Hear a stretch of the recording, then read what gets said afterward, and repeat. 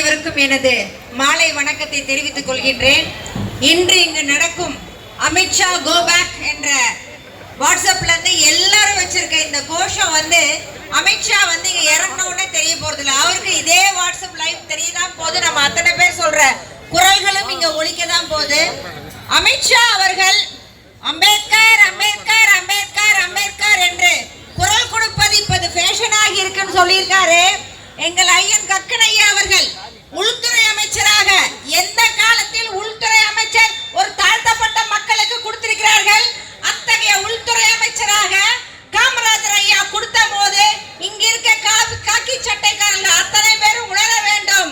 அப்பா ஒருவரு நாளும் எழுந்து வெளியில் செல்லும் போது இந்திய அரசாங்க புத்தகத்தை வணங்கி விட்டு செல்வாராம்.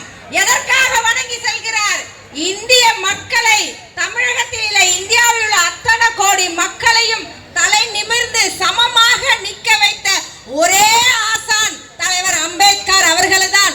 நாங்கள் அவர்களை கடவுளாக நினைக்காமல் எந்த கடவுளை நாங்கள் கடவுளாக நினைப்போம்?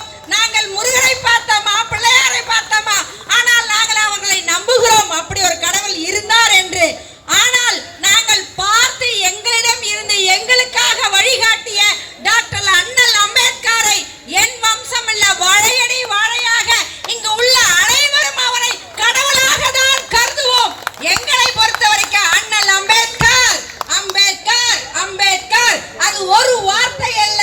அந்த ஒரு வார்த்தையின் பின் பல பல பல வரலாறுகள் உள்ளது. அந்த வரலாற்றின் சின்னமாக, வரலாற்றின் சாதனையாக இருக்கும் ஒரே கட்சி 137 ஆண்டு காலம் உள்ள காங்கிரஸ் கட்சி.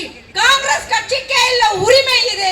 ஆகையால் நாங்கள் சொல்லுவோம், அம்பேத்கரை எதிர்த்து போராடும் ஒவ்வொருத்தரையும் மண்ணோடு மண்ணாக இல்ல, இந்த உலகத்திலேயே இல்லாமல் அவர்கள் வாழ்ந்ததுக்குரிய அறிகுறி இல்லாமல் நாங்கள் ஆக்குவோம். அத்தகைய மக்கள் சக்தி காங்கிரஸ். என்ன இந்த வாட்டி பாராளுமன்ற எலெக்ஷன்ல பார்த்திருப்பீங்க, எங்களுடைய திருவள்ளூர் சசிகாந்த் எம்பி அவர்கள் 5,72,000 ஓட்டு வித்தியாசத்தை ஜெயிச்சிருக்கானா?